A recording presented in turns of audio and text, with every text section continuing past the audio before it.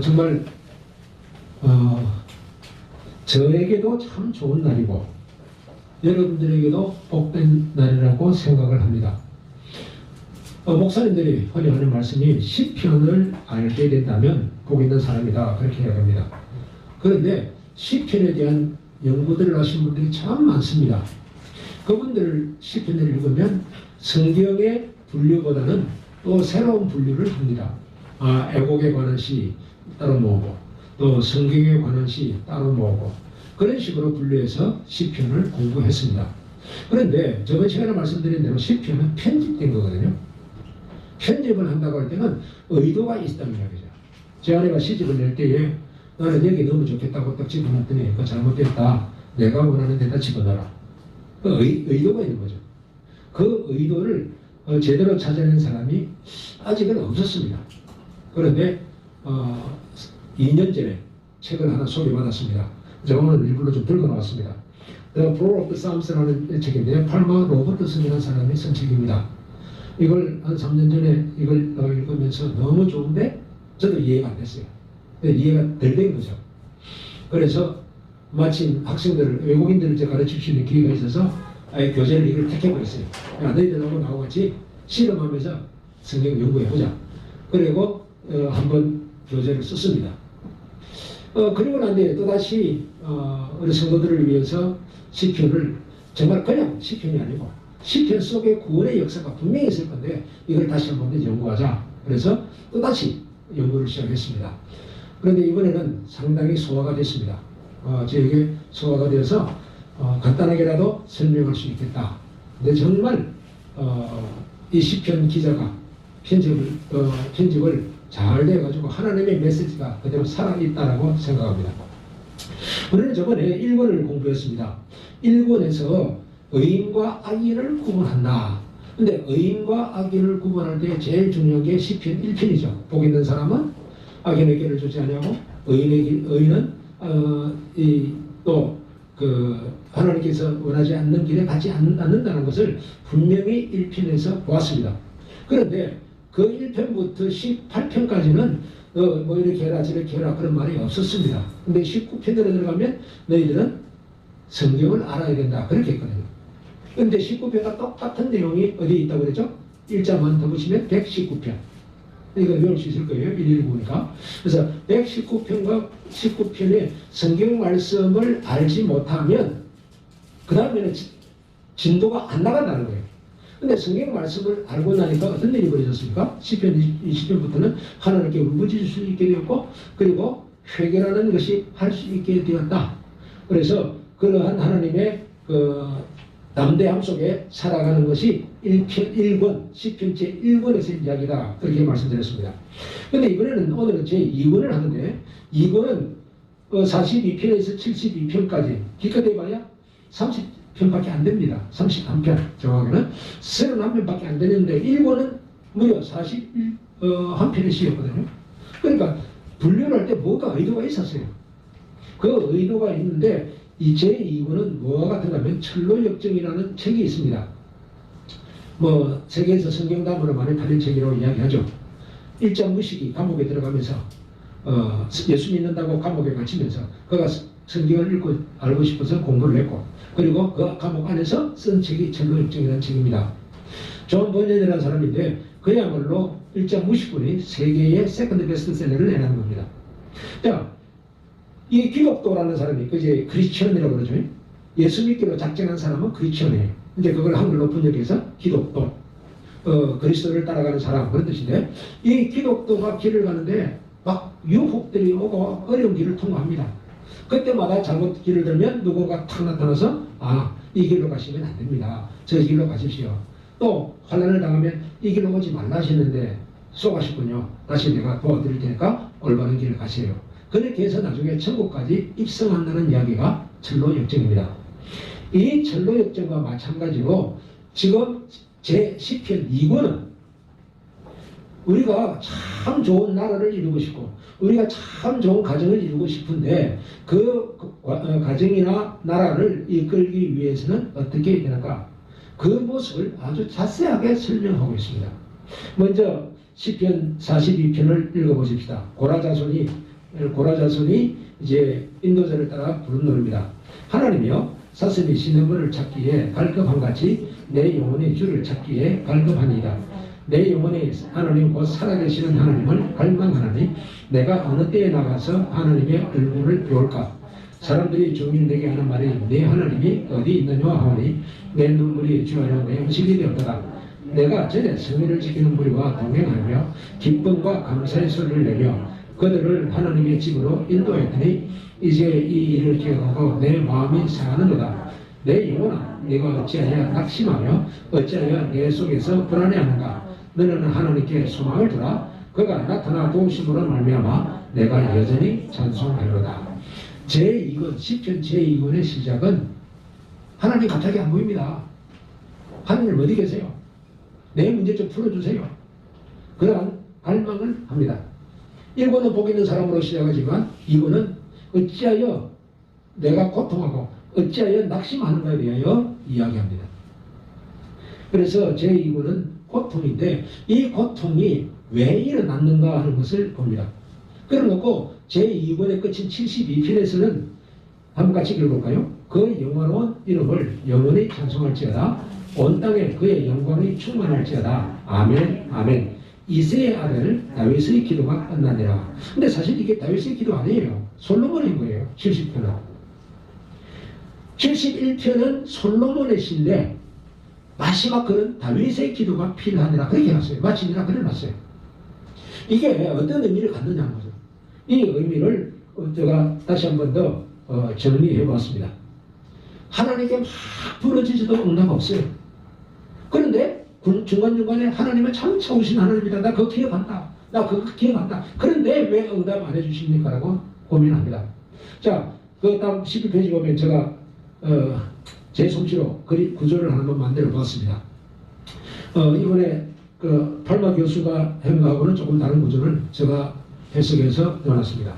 맨 먼저 회개 이전과 회개 이후로 나눕니다. 회개 이전은 다윗이 왕으로서 정말 이스라엘을 잘 다스리고 싶어 하는데 다윗이 깨닫지 못한 게 있어요. 다윗이 깨닫지 못한 걸 갖다가 옆에 있는 레위 사람들, 다윗을 도와주는 레위 사람들, 그 중에 고라라고 하는 레위인들 중에 한 패밀리, 그 가족 집단체가 있었어요. 이 고라는 이제 성전의 기물을 관리하는 사람들인데, 이 고라가 시를 씁니다. 42편부터 44편까지 4편의 시를 씁니다. 그 10편 중에 42에서 44편은 왜 낭망하느냐, 이걸 강조해요. 우리가 자제를 해야 할 이유가 뭐냐, 자제할 필요가 없다. 왜? 10편 45편부터 48편까지는 엘로힘 시라고 합니다. 엘로힘이란 말이 영어로 한글로 번역하면 뭐죠? 하나님. 하나님이 살아계신다. 그걸 하기로 강조합니다. 왜 이렇게 고통스럽습니까? 그러니까 내가 문제 풀어주지는 하지 않고 하나님이 계신데 왜 고통하느냐. 그래서 하나님을 소개하는 일을 계속합니다. 그래놓고 하나님을 알게 되면 내 문제를 일으킨 자가 누구예요? 나에게 문제를 일으킨 자. 내 주변 사람들이나 나에게 악하게 보는 자들이죠. 그 사람들을 하나님이 소환해요. 왜 소환합니까? 재판하시려고. 막 내가 하나님 힘듭니다 하니까 왜 문제에 집착하느냐. 문제를 보지 말고 누굴 바라고요? 나를 보라. 엘로힘이 하나님. 능력의 하나님이라는 뜻입니다. 이 능력의 하나님을 보라. 그러니까 하나님을 쳐다보니까 하나님이 자 그러면 내가 재판할 텐데 너도 참석하고 그 다음에 너를 못살게 군 이 죄인들 불러들여. 그래서 소환을 합니다. 그런데 다윗도 죄인이거든요. 그러니까 하나님이 이제 너가 너 문제를 풀고 싶으냐? 그럼 회개해라. 그게 유명한 시편 51편 다윗의 회개장이라고 그랬잖아요. 이 시편 51편 다윗으로 하여금 재판하기 전에 철저하게 회개를 시킵니다. 회개하고 나니까 이상한 일이 일어나요. 회개한 이후에는 진짜 열방들을 불러다 놓고 하나님이 야단치기 시작합니다. 왜요? 다윗의 죄는 사라졌기 때문에. 그래서 열방들을 소환해가지고 그 대적들을 하나하나 불러내어서 그들에게 야단을 칩니다. 그런데 다윗은 고민이 있어요. 아니 내가 힘든 문제는 해결을 안 해주시고 왜 나에게 잘못했다고 하는 사람들을 야단치십니까? 그럼 야단쳤으면 나는 복을 받아야 될 거 아닙니까? 근데 복이 안 오거든. 그 갈등 속에서 하나님 진짜 하나님 내 편 같은데? 나 지금 당장 힘든데요. 내가 힘든 건 좀 풀어주시면서 그 나를 괴롭힌 자들을 벌하시면 안 되겠습니까? 하는 그 갈등 속에 빠집니다. 그러나 나중에 시간이 지나고 보니까 내가 무엇을 가지고 있었더라면 어떤 일이 벌어졌을까요? 또 나쁜 데로서 또 뺏어갈 거란 말이에요. 그러니까 나에게 복을 먼저 주는 게 아니라 내 것을 뺏어가고 괴롭힐 자들을 싹 제거해놓고 그 다음에 하나님의 복을 턱 내려주시더라고요. 그러면 빼앗기지 않는다는 거예요. 그러면 마음대로 즐길 수 있다는 거예요. 그것이 마지막 72편으로서 끝이 납니다. 그런데 72편은 솔로몬이 기도한 내용이에요. 그런데 어떻게 솔로몬의 한 이야기가 다윗의 기도가 마치니라 피라니라고 했을까? 이제 이 부분들을 하나하나 성경을 살피면서 보겠습니다. 일단 시편에는 4명의 시인이 등장합니다. 맨 먼저 등장하는 사람이 고라 자손입니다. 레위 지파로서 성전 기물을 관리하는 고라 자손들이 나타나서 막 시를 써내는 거예요. 근데 그 시가 뭘까요? 다윗 왕이요. 정말 이 나라를 잘 다스리려고 합니까? 그럼 회개하시오. 그 이야기. 하나님을 좀 인정하세요. 그래서 하나님의 원하시는 것이 무엇인지를 고라라고 하는 그 자손들의 입을 통해서 다윗 왕국을 잘못된 것을 지적해냅니다. 그러면서 다윗 왕은 계속해서 왜 곤란만 하느냐, 왜 낭망하느냐 하지 말라고 했습니다.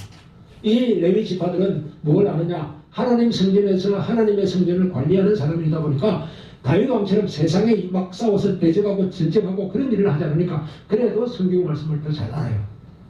그런데 다윗에게 필요한 게 무엇이었을까요?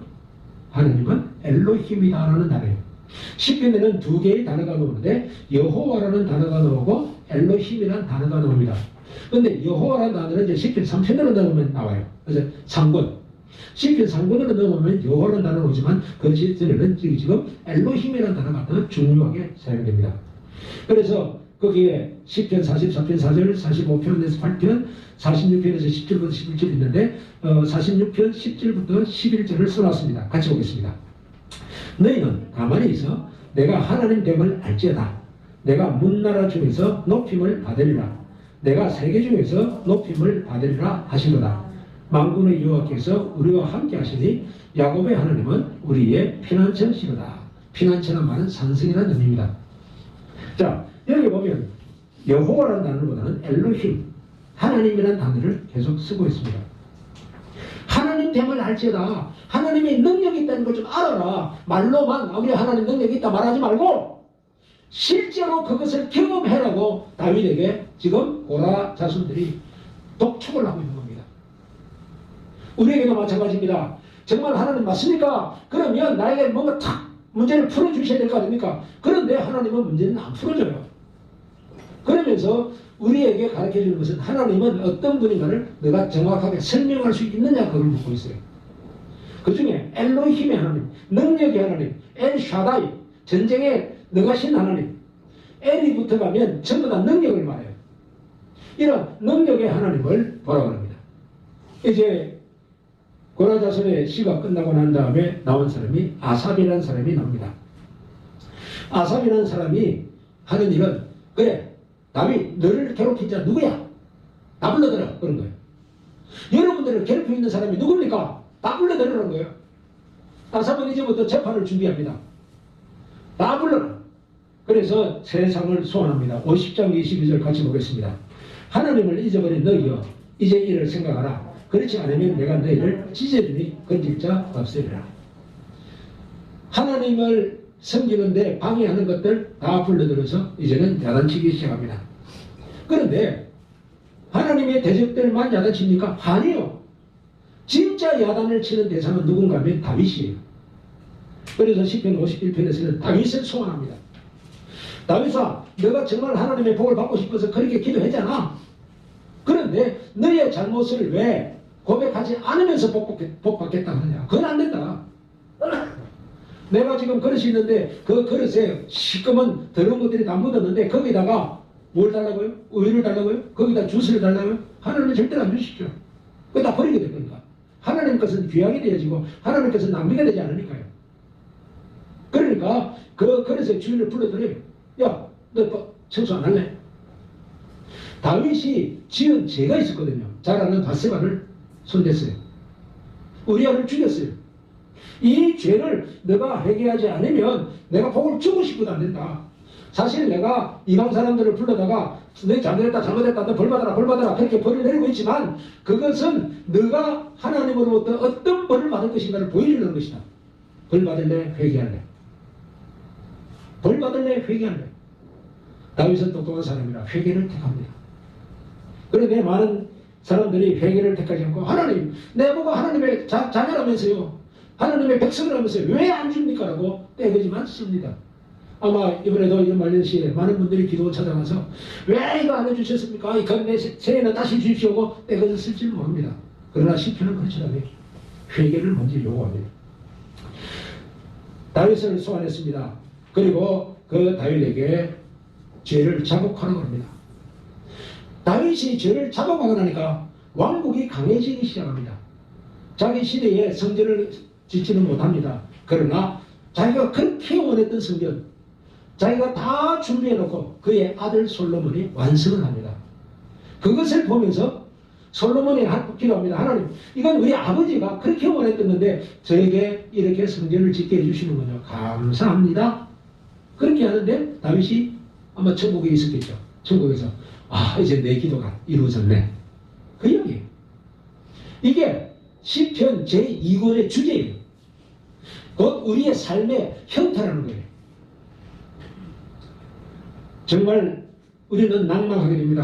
언제나 기도했는데 하나님 안 들어주시니 이렇게 내가 힘듭니까? 정말 낭망하고 하나님께 울부짖습니다. 그러면 하나님께서 너 정말로 복받기만 하느냐? 그렇다면 내가 재판하는 거 볼래?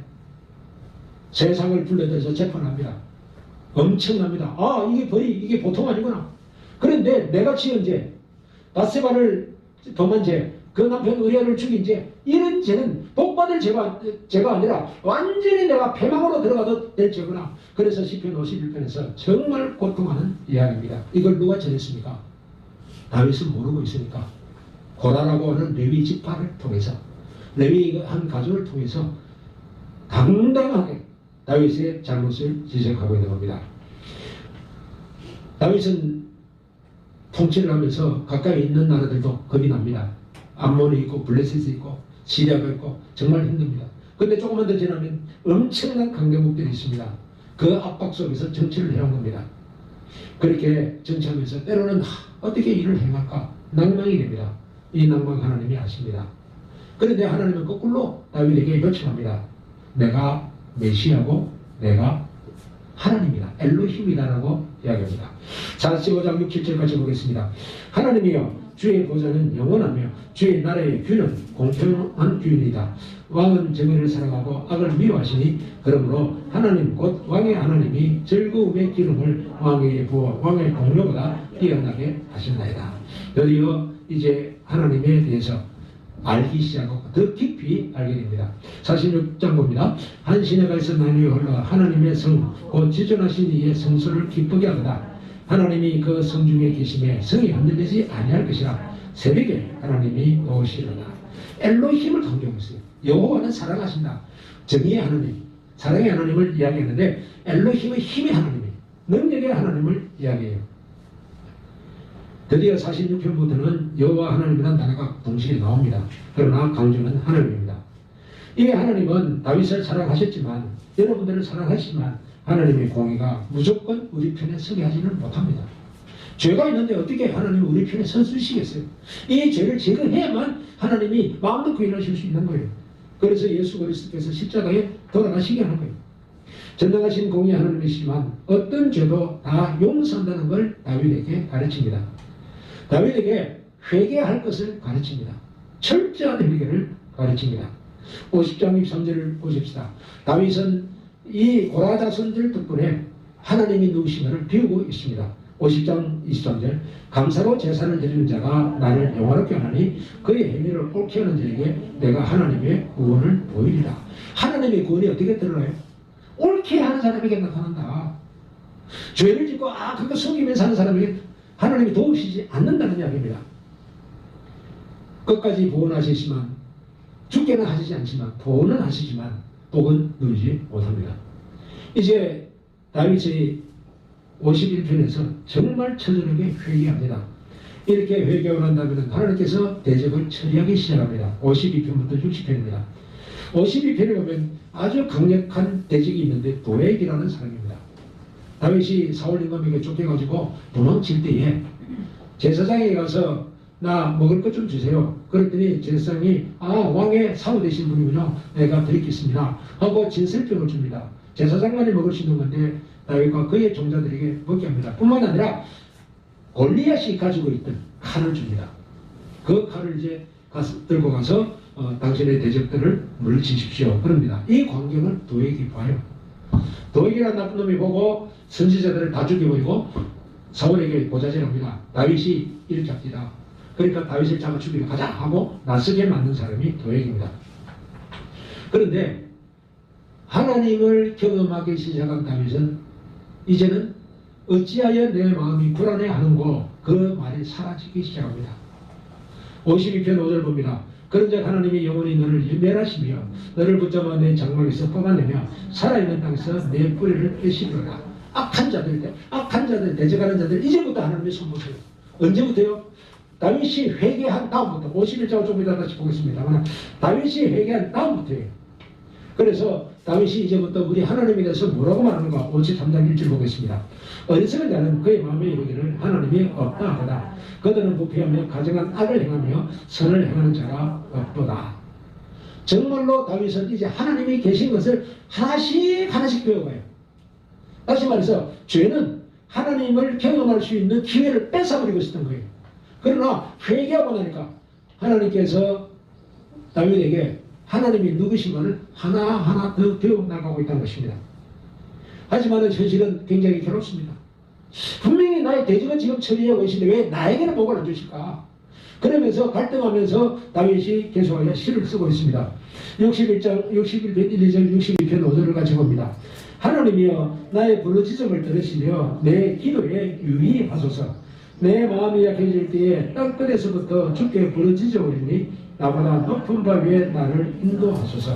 나의 영혼아 잠잠히 하나님만 바라라. 물은 나의 소망이 그로부터 나오나니라. 하나님만 바라라 라고 했는데 이 뜻은 하나님 앞에서 잠잠하라는 내용을 시적으로 풀어나갑니다.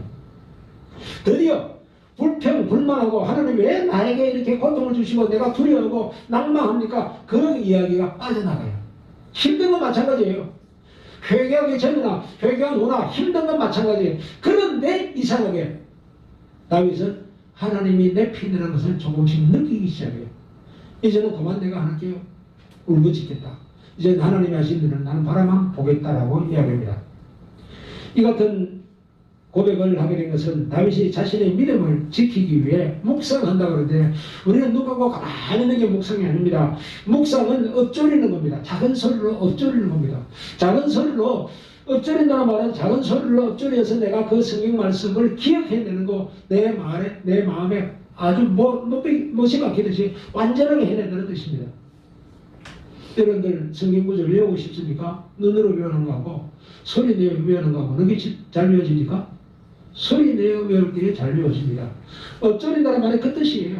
하나님께서 사랑이시다. 하나님의 내 편이시다. 그걸 계속 암송합니다. 지금까지는 내가 힘으로 이겼다고 생각했는데 그래도 내 대적이 많은데 힘들었는데 내가 낭망하기도 했는데 이제는 그렇지 않다. 나는 하나님을 더 정확하게 알겠다. 배우겠다. 외우겠다. 그래서 말씀을 이렇게 소리 내서 외우게 됩니다. 무슨 말을 합니까? 64편 1절과 66편 10절 12절 같이 보겠습니다. 하나님이여 내가 근심하는 소리를 들으시고 원수의 두림에서 나의 생명을 보존하소서. 하나님이여 주께서 우리를 시험하시되 우리가 단련하시기를 언을 단련한 같이 하셨으며 우리를 끌어 건물에 걸리게 하시며 어려운 짐을 우리 허리에 메어 두셨으며 사람들이 우리 머리를 탕곡하게 하셨나이다. 우리가 불과 물을 통과하였더니 주께서 우리를 끌어내사 풍부한 곳에 이르셨나이다. 지금 내가 고통하고 힘든 것들이 왜 그런지는 알겠습니다는 거예요. 내가 왜 물과 불의 그 어려움 속에 내가 들어갔고 하나님께서 내 허리에 무거운 짐을 지게 하고 내가 이런 가운데서 물과 불을 통과하게 하셨는지 이제야 조금 알겠습니다. 언제? 하나님의 말씀을 읊조릴 때, 하나님의 말씀을 내가 묵상할 때, 그러면서 드디어 다윗은 68편 19절에서 아주 놀라운 찬송을 합니다. 같이 합시다. 날마다 우리 짐을 지시는 주, 곧 우리의 구원이신 하나님을 찬송할지어다. 그렇습니다. 이제는 어찌하여 나의 영혼아 낭망하는 것, 실망하는 것, 고통하는 것가 아니라 이제 나의 영혼아 나의 구원자이신 하나님을 찬송하자. 그렇다고 형편이 나아졌습니까? 아니요. 형편이 나아지는 앞서요 아직. 그런데 어떻게 찬송의 소리가 나옵니까? 하나님은 내 피라는 걸 확인하기 시작했기 때문입니다. 지금 조금 어렵지만 조금만 지나가면 된다. 하나님께서 문제 풀어주신다. 확신하고 있기 때문입니다. 지금까지 다윗이 나는 하나님 잘 믿습니다 하면서도 시온 죄에 대해서 회개하지 않았지만 이제는 회개를 하고 나니까 이제부터 뭐가 잘 보입니까? 하나님이 잘 보여요. 하나님이 잘 보여요. 문제는 조그만하게 보이기 시작하고 하나님은 크게 보이기 시작한 거예요. 그러면 살았다는 거죠. 그러면 살은 거예요. 아직 내 대적이 나로부터 물러가지는 않았지만 이제는 그들은 허수아비처럼 보이기 시작합니다. 하나님은 나의 구원자로 보이기 시작합니다. 너무 신납니다. 이스라엘 백성이 광야에서 왜 생활해야 했을까요? 광야에서 생활하면서 그들은 사막을 걸어다니지만 하나님이 위대하시고 하나님이 내 편이라는 것을 보일 때까지 하나님께서 그렇게 하신 거예요. 하나님이 문제보다 큰 문제를 풀어주시는 하나님인 것을 알았더라면 그들은 40년 고생할 필요 없어요. 1년 3개월 정도면 됐어요. 그러나 하나님이 문제보다 크게 보일 때에, 문제는 작게 보이기 시작할 때에 그때에 구원을 베푸시고, 지금 다윗은 이 문제를 놓고 바로 내가 똑똑해서 옆에 있는 모압과 암몬과 블레셋을 다 지배했다. 그런데 아직도 남은 시리아가 있습니다. 아직도 남은 바벨론이 있습니다. 이거 어떻게 하면 좋을까? 걱정을 해야 하는 그런 시기입니다. 그런데 걱정하지 말아라. 문제가 크게 보이냐 내가 크게 보이느냐 그것을 빨리 판단해라. 그런데 하나님을 크게 보는 방법은 언제 일어난다고요? 회개할 때에 일어난다는 것입니다. 그러므로 69편 1절과 10절 11절 70편 5절 71편 5, 6절 그리고 70편 24절을 같이 쭉 읽어보겠습니다. 하나님이여 나를 구원하소서. 물들이 내 영혼에까지 흘러 들어왔나이다. 내가 곡하고 금식하였더니 그것이 도리어 나의 욕이 되었으며 내가 굵은 배로 내 옷을 삼았더니 내가 그들의 말거리가 되었나이다. 나는 가난하고 공핍하오니 하나님이여 속히 내게 임하소서. 주는 나의 도움이시오 나를 건지시는 이시오니 여호와여 지체하지 마옵소서. 주 여호와여 주는 나의 소망이시오 내가 어릴 때부터 신뢰한 이시라. 내가 모태에서부터 주를 의지하였으며 나의 어머니의 배에서부터 주께서 나를 택하셨사오니 나는 항상 주를 찬송하리다. 나의 혀도 종일토록 주의 의를 작은 소리로 읊조리오리니 나를 모래하는 자들이 수치와 무한을 당함이니이다. 다윗은 시편 51편부터 달라져요. 시편 51편은 다윗이 철저하게 회개하십니다. 이렇게 회개하고 난 다음에 하나님은 다윗에게 용기를 주시고 다윗에게 하나님이 누구신가를 깨닫게 하고 있다는 겁니다. 다윗은 엄청난 갈등 속에서도 이제는 하나님을 의심하지 않습니다. 왜요? 회개가 받아졌기 때문입니다. 회개하지 않냐고 세상의 어떤 것을 찾으려고 할 때 느리지진 않다는 거죠. 금식도 해봤습니다. 그러나 응답이 없습니다. 하나님 내가 금식까지 했는데 왜 응답 안 합니까? 그래 금식도 좋다. 그러나 내가 진짜 좋아하는 게 뭔지 알지 않느냐? 회개하는 심령이라. 시편 51편에서 분명히 하나님은 회개하는 심령을 찾는다고 했습니다. 아직 가난을 벗어나지도 못했고 아직 내 문제가 해결되지는 않았지만 그 문제가 크게 보이지는 않습니다. 조그만하게 보입니다. 저것도 이제 하나님이 해결해 주실 거라고 생각합니다. 그러므로 다윗은 하나님을 떠나지 않습니다. 우리가 지금까지 하나님을 지식적으로는 알아왔지만 능력으로는 체험하지 못했어요. 요 보십시오. 얼마나 똑똑합니까? 하나님 대해서 말하라. 친구들이 말하면 딱딱 딱 대답해 줍니다. 정말 놀라울 정도로 대답합니다. 그러나 욥은 무엇을 하지 않습니까? 회개를 안 합니다. 아니, 죄가 뭔지도 모르고 있어요, 욥 자체는. 그러나 하나님을 만나게 되면서 하나님의 말씀을 경험하게 되면서 욥은 회개하기를 시작합니다. 그러므로 우리는 내 죄가 알게 되려면, 제가 기껏 해봐야 설교에서 있는 것 가지고 여러분들의 죄를 지적할 수가 없습니다. 나는 하나님이 아닙니다.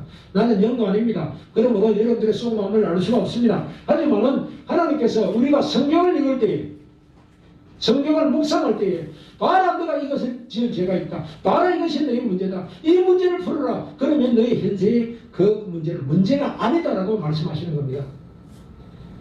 다윗은 하나님의 나라가 이 땅에 왕성해지기를 원합니다. 마찬가지입니다. 하나님의 나라가 왕성하기를 바라지만 하나님의 뜻을 아는 듯 하지만 지식이 뿐이지 하나님의 속마음은 몰랐습니다. 그러나 시편 51편에서 그가 정말 내가 죄악 중에 출생했다고 슬피 울면서, 하나님, 내가 제사 드리는 것보다 내 죄 회개하는 걸 더 좋아하지 않습니까? 이제 내가 하나님 앞에 엎드려 회개하오니 응답해 달라고 기도할 때 하나님은 이렇게 빠른 속도로 변화를 이끌어갑니다.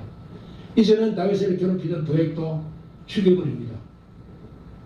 자기를 괴롭힌 자 도액이 죽임을 당합니다. 뿐만 아니라 솔로몬은, 그의 아들은 그가 그렇게 짓고 싶어 했던 아름다운 성전을 짓게 됩니다.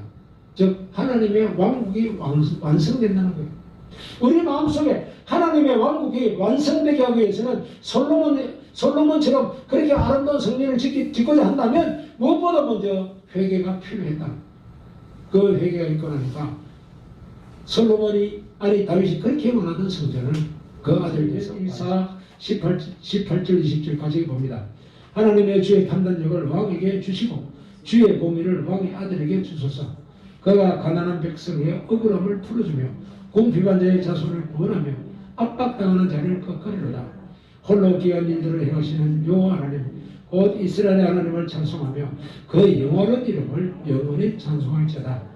온 땅에 그의 영광이 충만할지어다. 아멘. 아멘. 이새의 아들 다윗의 기도가 끝나더라. 아니요, 솔로몬의 기도였습니다. 그런데 진짜 이 기도를 한 사람은 누구였느냐? 다윗이었다는 것을 이야기합니다. 다윗이 아무리 왕국을 세우고자 했지만 죄를 가지고 있느냐? 할 수가 없었습니다. 다윗에게 허락하지 않았습니다. 그런데 다윗이 회개하도록 끊임없이 옆에서 자극을 했다고 누굽니까? 고라 자손이에요. 다윗의 왕권과 제사장의 권한을 비교하면 고라 자손들은 아무것도 아니에요. 그냥 성전의 기물을 관리하는 자일 뿐입니다. 그런데 놀라울 정도로 왕이 변화가 된다는 거예요. 한국교회를 위해서 우리가 기도해야 됩니다. 한국교회가 굉장히 왕성한 것이 보이지만 대적이 너무 많습니다. 우리의 삶에도 대적이 많습니다. 이제는 선지자의 권한을 할 사람이 필요합니다. 제가 시편 51편에 대해서는 따로 기록을 했습니다. 8페이지 한번 같이 보겠습니다. 8페이지에 보면 51편의 이야기가 나옵니다. 다윗의 시, 인도자를 따라 부르는 노래입니다. 다윗이 바세바와 동침한 후에 선지자 나단이 왔습니다. 그러니까 드디어 다윗은 회개합니다. 주의 인자를 따라 내게 은혜를 베푸시며 주의 많은 긍휼을 따라 내 죄악을 지워주소서. 내가 주께만 범죄하여 주의 목전에 악을 행하사오니 주께서 말씀하실 때 의로우시다고 주께서 판단하실 때 순전하시다 하리다. 내가 회개하는 정도가 주께서 인정할 때까지 회개해야 돼요. 대충 회개가 아니란 말입니다. 어느 정도 깊이 회개합니까? 내가 죄악 중에 출생했습니다. 또 부탁합니다. 하나님, 내 모든 죄악을 지워주소서. 죄의 해결을 이야기한다면 그 다음에는 하나님, 내 속에 허허하게 텅 비게 하면 안 됩니다. 이제는 하나님의 영으로 내 마음을 창조해 주시고 주의 성령을 내 속에 꼭 채워주십시오. 내게 있는 성령을 거두어가지 말랍니다. 피를 흘린 죄에서 나를 건져주세요. 너무나 많은 죄를 지었습니다. 이 죄를 용서해 주세요. 하나님 그냥 단순히 드리는 제사로서 회개되는 것이 아니랍니다. 하나님께서 구하시는 제사는 상한 심령이라 상하고 통연한 마음을 주께서 멸하시지 않을 것입니다. 그렇게 고백합니다. 시편의 제2권의 핵심이 뭐예요? 시편의 제2권의 핵심은 다윗이 왕국을 이루기를 원하냐, 아름다운 왕국을 이루기를 원하냐. 그러면 다윗아 너가 회개하라는 이야기입니다. 그런데 그걸 깨닫지 못해요. 그러니까 누구를 들었습니까? 그 당시에 별로 인기 없고 그 당시에 별로 쳐다보지도 않던 고라 자손들을 들었습니다. 진정한 하나님의 사랑을 들었습니다. 그 사람들이 왕이가 회개하셔야 됩니다. 그러면 고민하던 거 해결됩니다. 지금 슬퍼하는 문제 해결됩니다. 낭망하는 문제 해결됩니다. 근데 희한하게 회개하고 나니까 그 문제가 풀어지진 않았습니다. 아직. 그러나 그 문제가 크게 보이진 않아요. 그 문제가 점차 적게 보여요. 그 대신에 하나님이 위대하게 보입니다. 엘로힘의 하나님으로 보이기 시작합니다. 뒤에 가면 여호와 하나님이라고 부릅니다. 나를 사랑하시고 능력의 하나님이라는 것이 보입니다. 이제는 문제가 되지 않았습니다. 그러므로 시편 제1권에서는 너가 정말로 하나님으로부터 복받는 자가 되기 원하느냐, 의인의 길에 서기 원하느냐, 말씀을 읽어라. 그것이 시편 1권의 핵심이었고, 시편 2권에 와서는 내가 말씀을 읽으면서 회개하라. 그것이 답이다라는 거예요. 문제를 보지 마라. 나의 죄를 보라. 내가 당하는 고통이 문제가 아니다. 그게 크게 보이면 아직 나는 하나님을 못 본 겁니다. 그러나 그 고통의 문제가 작게 보이면 드디어 하나님이 크게 보이는 시기가 된 겁니다. 그러면 하나님께서 그 문제를 깨끗하게 해결해 주신다는 이야기입니다. 우리 속에 이렇게 할 수 있도록 누가 들어와 계십니까? 성령이 와 계십니다. 내 마음이 하나님의 성질인 것을 알지 못하느냐 그랬습니다. 성령이 우리 전 안에 계신 것을 알고 이제는 이 성령의 음성을 따라서 금년 안에 보내면서 하나님 나 정말 힘들었습니다. 이거 문제 해결해 주기를 원했습니다. 근데 하나님은 그게 대답하지 않으시고 거꾸로 너 죄를 보느냐 그렇게 물으셨다는 겁니다. 이 죄 문제만 해결된다면 나를 위대하고 나를 정말 하나님으로 모시게 된다면 문제는 적게 보일 것이다. 그리고 아들에게 가서 완성해버립니다. 여러분들 금년은 이렇게 보냈다고 하더라도 내년에는 정말 하나님이 크게 보여서 이제부터 세상을 향하여 나아갈 수 있기를 바랍니다. 이게 시편 제3권입니다. 놀라울 정도로 편집을 잘 해놨습니다. 우리에게 주신 이 말씀 금년 안에 불과 며칠 남지 않았지만 감당할 수 있기를 주의 이름으로 축원합니다.